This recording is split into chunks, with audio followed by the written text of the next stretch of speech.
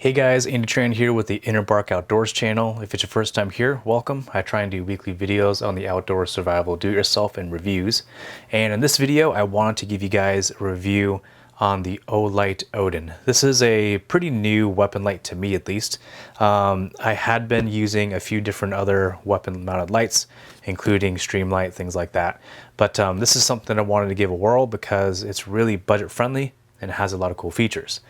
So here it is mounted on my 300 blackout, and kind of want to give you guys a rundown of what it's about. So this is very similar to my favorite handheld light by Olight, and that is the M2R Pro Warrior.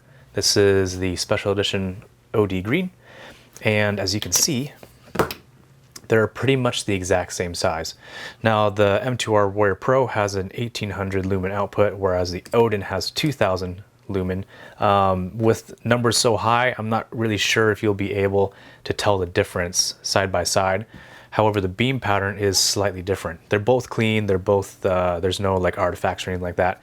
But the M2R Pro Warrior has a little bit wider of a beam, whereas the Odin is a little bit more lasered in. So I'll have a clip on that so you can take a look. And then also the M2R Pro Warrior has a side button, whereas the Odin does not. So if you're worried about accidentally poking that with either your holster or pocket carry, then you know, this might not be something you want, although you can lock it out. But this one, you're ready to go because it doesn't have that. What I really like about this is that it addresses a lot of the shortcomings that the M2R Pro Warrior had in terms of weapon mounting. So weapon mounting this old guy was pretty crappy, to be honest. The mount that they had didn't totally secure the light. It would move back and forth, and I wouldn't be terribly confident with it if I ended up hitting on it on a barricade or something like that. So and also the pressure switch mount was what I would consider awful. I feel like it was a second thought, and essentially what it did was it just stuck on the back and then just held in by magnets, and if it got hit by anything, your light would either not turn on or not turn off depending on the current mode of the light. But the Odin takes care of that by having a lock on it, as you saw just then.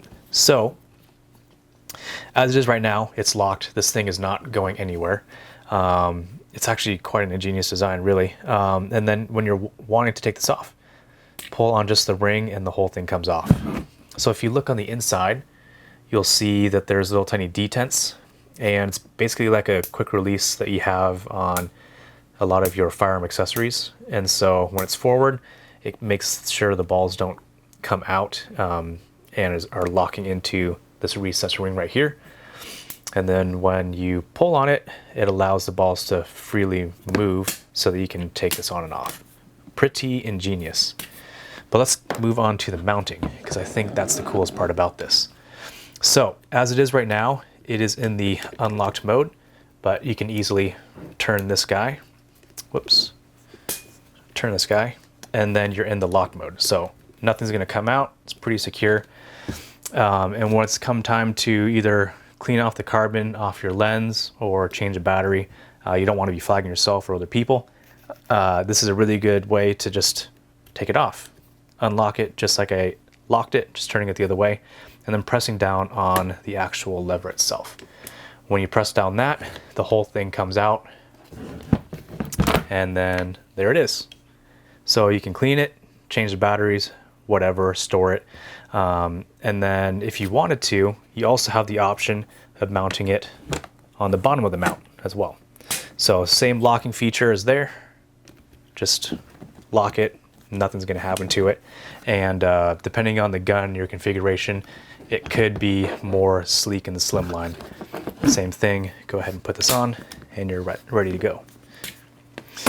So what I also like about this is they just came out with a tactical finger ring, which I think is pretty handy. Essentially, it's just a milled piece of aluminum, and it goes right where the mounting is for the weapon mount. So put it on there, grab an Allen key, and spinny. So what I really like about this is if you wanted to, you can put this on and use it as a normal handheld light. And this would be your primary light for searching or area lighting, things like that. So, you know, at least with the agency that I work with, we teach that you do not search with your weapon light. I feel like the agencies that still search with their weapon lights, they're opening themselves up to a lot of liability.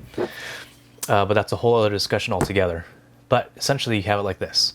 So in your support hand, you'll just be searching, doing your thing, and either you need to use your hand to pick up something or to transition to pistol shooting, and then switching to your weapon mounted light, you would just flip it over and then you'd have access to your hands and you won't drop your light.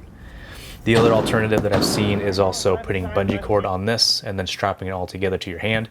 The only issue with that is then you have this thing that's on a bungee and it's kind of bouncing around, and it could hit you, could hit someone else, but in the very least it's just pretty annoying.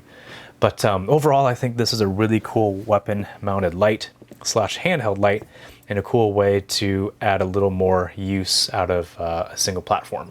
If you guys enjoyed the video, please like, share, subscribe. Also check out my Facebook page, Instagram, and other social media. It really helps me know that these are the kind of videos you want to see.